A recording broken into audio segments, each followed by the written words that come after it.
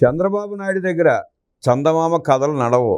చందమామ కథల్లో రాక్షసులు చెట్టు తొరల్లో దాగి రాత్రివేళ బయటకు వచ్చి ప్రజలను భయపెట్టేవారు. ఆ రహస్య నేల మాళిగలలో ఉన్న పాతాళ స్థావరాలకు తొరల నుండి దారులు ఉండేవి. అలా జగన్ హయాంలో తయారైన రాక్షసులు సారాను చెట్టు తొరలో దాచి అడ్డంగా దొరికిపోయారు. తిరుపతి జిల్లాలో ఆకాశం నుండి దూసుకొచ్చిన ఓ అదృశ్య నిఘా కన్ను ఎవరూ ఊహించని రీతిలో ఓ భారీ రహస్యాన్ని బట్టబయలు చేసింది. చెట్టు తొరలో చాకచక్యంగా దాచి ఉంచిన నాటుసారా గుట్టు రట్టు చేసింది. అసలు ఈ నిఘా కన్ను కథ ఏంటి?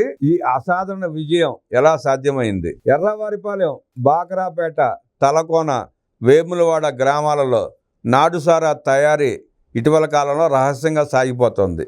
దాన్ని తయారు చేసి ఎవరికి అనుమానం రాకుండా వివిధ ప్రాంతాల్లో దాచి రాత్రికి రాత్రే ఇతర ప్రాంతాలకు తరలిస్తున్నారు. పోలీసులు ఎన్నిసార్లు తనిఖీలు చేసినా ఈ ముఠాలు దొరకడం గగనమైపోయింది. ముఖ్యంగా చెట్ల చాటున సారా తయారు చేసి పోలీసుల కళ్ళు గప్పి చెట్ల త్వరల్లో దాచి ఉంచడం పోలీసులకు ఓ పెద్ద సవాల్గా మారింది. చందమామ కథల్లో రహస్య నిధులు దాచిపెట్టే చెట్టు త్వరల ప్రస్తావన గుర్తుందా?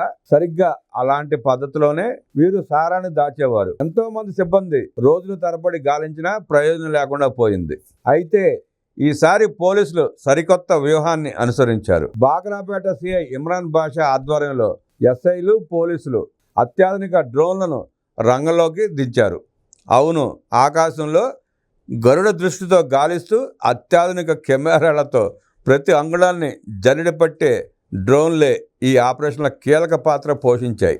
ఎర్రావారిపల్లె మండలం వేములవాడ గ్రామం, తలకోన వాటర్ కెనాల్, బాకరాపేటతో పాటు దాదాపు 25 ప్రాంతాల్లో డ్రోన్లు గాలిలో చక్కర్లు కొట్టాయి. అనుమానం ఉన్న ప్రతి ప్రాంతాన్ని చివరకు దట్టమైన ఆకులు చాటున ఉన్న చెట్టు త్వరలను కూడా నిశితంగా పరిశీలించాయి. ప్రత్యేక బృందం సిఐ వినోద్ కుమార్ డ్రోన్ అందించిన స్పష్టమైన ఫోటోల ఆధారంగా సారా తయారు చేసి దాచి ఉంచిన రహస్య స్థలాలను గుర్తించారు. వెంటనే పోలీసులు మెరుపు వేగంతో ఆ ప్రాంతానికి చేరుకున్నారు. అక్కడ వారికి ఎదురైన దృశ్యం అందరినీ ఆశ్చర్యపరిచింది. ఊహించిన విధంగా చెట్ల త్వరల్లో దాచి ఉంచిన 14 లీటర్ల నాటుసారాను స్వాధీనం చేసుకున్నారు.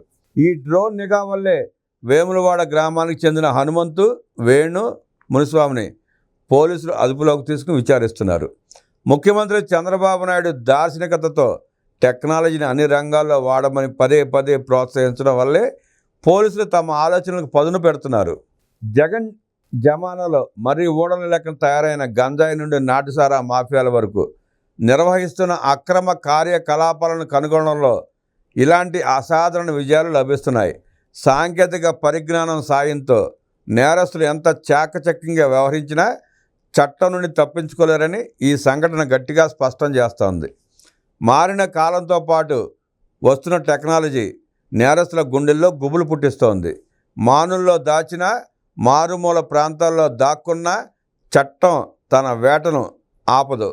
చట్టం నుండి తప్పించుకోవడం ఎవరి తరమూ కాదు. కాకాని గోవర్ధన్ రెడ్డి అయినా ఇంకొకరైనా మిమ్మల్ని డ్రోన్లే పట్టిస్తాయి. చూసారా డ్రోన్ల వల్ల ఎన్ని ఫలితాలు దక్కుతున్నాయో? ఇక నుండి రాష్ట్రంలో డ్రోన్ల వేట మొదలవుతుంది. ఆ డ్రోన్లే వేటాడితే అందరినీ, నేరస్తులు తప్పించుకునే అవకాశం కూడా లేదు.